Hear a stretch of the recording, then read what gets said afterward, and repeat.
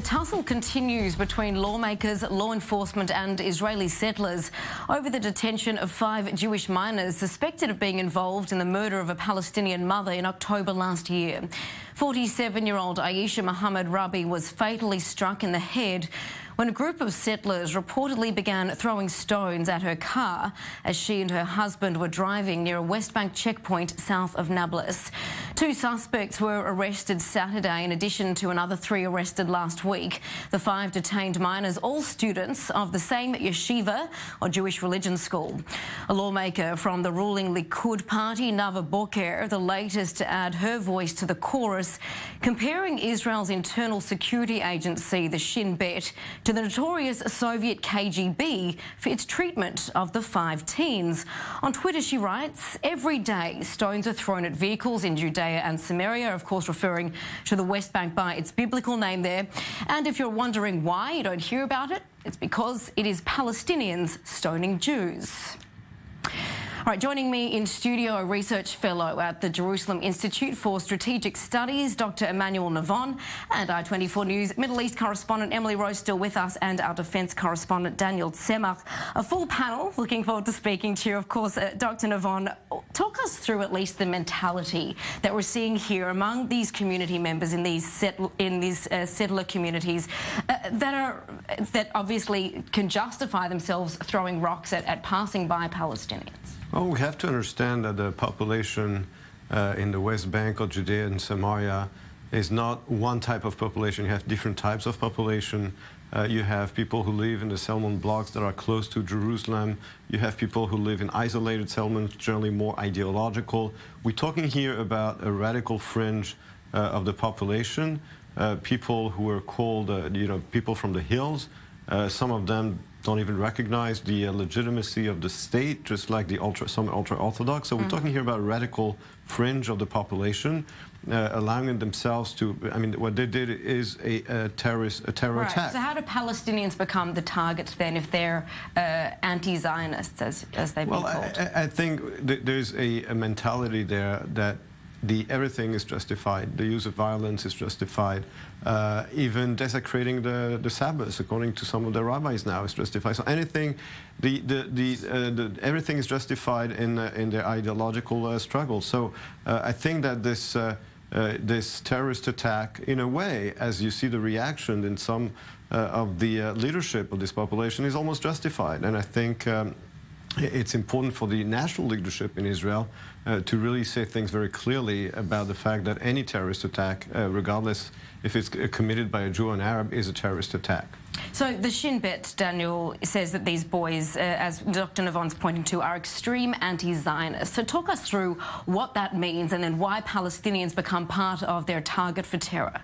Well, as far as Israel is concerned, these groups can have, as Dr. Navon explained, a terrorist fringe to it. And we are talking about an extreme group within the settler community. And this group of extremists, also known as the Hilltop Youth, part of them don't even see that this other settlers that may live in the West Bank, Jewish settlers, are even going according to their ideology. Their ideology also sees Palestinians as intruders and Gentiles. And in that sense, some of the most extreme representatives of this ideology are willing to do whatever it takes to rid and eradicate the area of those types of people, whether it be IDF soldiers who might be doing things to protect Palestinian residents, which they are seen as doing at times when there are clashes between Jewish settlers or Hilltop Youth and Palestinian vehicles, for example. We've seen that numerous times. In this case, obviously, we're talking about a group of what seemed to be youth that ultimately had a fatal attack on a Palestinian.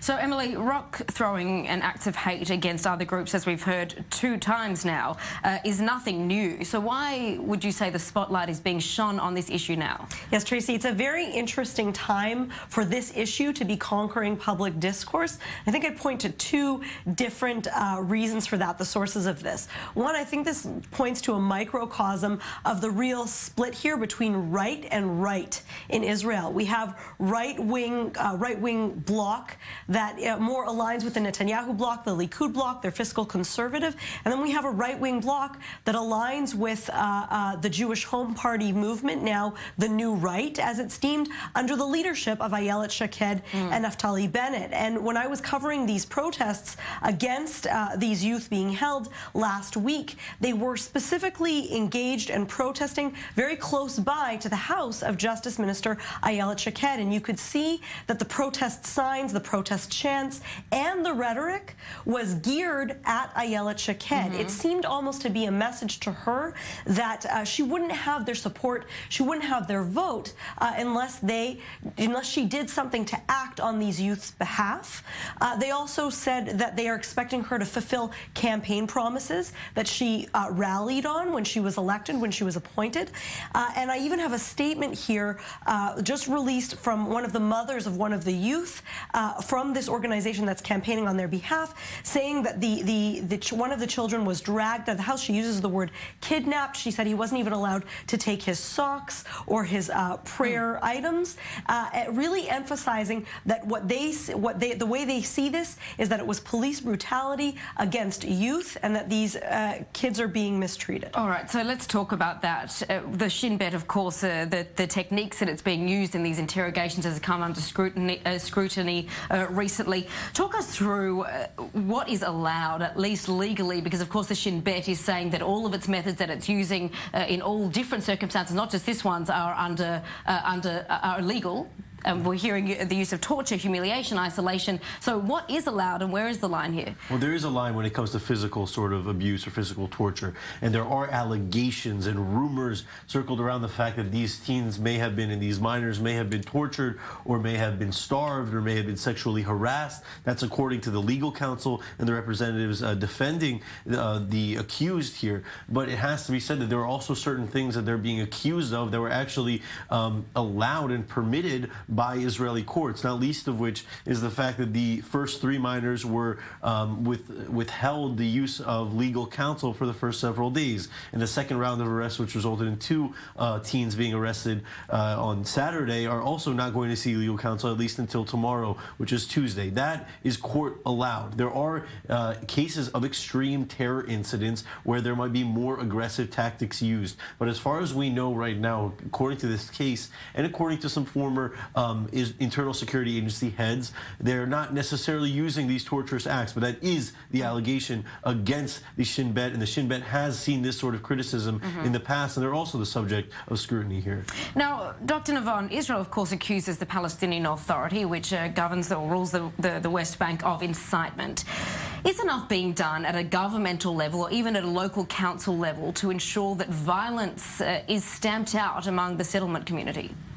I think that one cannot compare, on the one hand, a political system and a media system that openly incites for terrorism, especially pays money to the family of terrorists, and on the other hand, a country where you don't have the equivalent. I do not know of any political leaders in Israel and the Knesset, right, that would, pay money to the family, to this family of this suspected terrorist, or that would encourage it directly. But on the other hand, it is true that precisely because the Israeli government demands from the Palestinian Authority to condemn all acts of terrorism, I think it was a good opportunity, and unfortunately that hasn't been said so far, for the Prime Minister and the main members of the government to say something. Sure. Unfortunately, this hasn't been the case. Sure. And I think it's an embarrassment, and especially when you demand this kind of condemnations, and rightly so, from the Palestinian Authority. So where is the Israeli government when it happens on our side? And when we see, for example, settlement expansion as a result or as a consequence of Palestinian terror,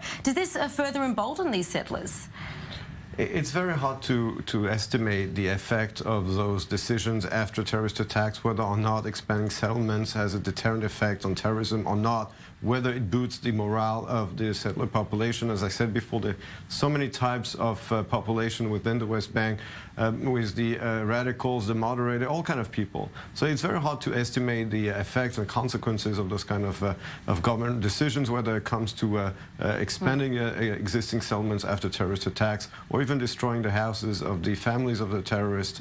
This is a very controversial issue, and it's almost impossible to prove very clearly what is the effect of those decisions. And of course, it's important to make distinctions here. So of course, I want to bring this to the table, Emily. The fact that Israel, as I mentioned, counters Palestinian terror with settlement expansion. Of course, the perpetrators' families' homes can be demolished as a consequence. That's been defined by some as collective punishment. So is there a similar kind of punishment that I suppose the settler community receives when its members or some of its members, whether they be fringe or not, carry out these kinds of terror attacks? I think that claim could be made, that there isn't an equivalent response on both sides. We also have to look at the fact that these populations are under different jurisdictions. The Palestinians who are living in the West Bank are not Israeli citizens. They're not subject to Israeli jurisdiction and law. They are under a different category. These are Israeli citizens, and even within Israel proper and within the West Bank, they are subject to Israeli law, and they're treated in a completely different manner. What's interesting in this case is that the tactics that are being used against them are, as you mentioned, being brought into under scrutiny. They're being brought into the public eye, specifically by advocates, these groups who are really making a flagship issue of it this time and making sure that it retains in a national discourse right leading up to an election that we have just coming up the pike.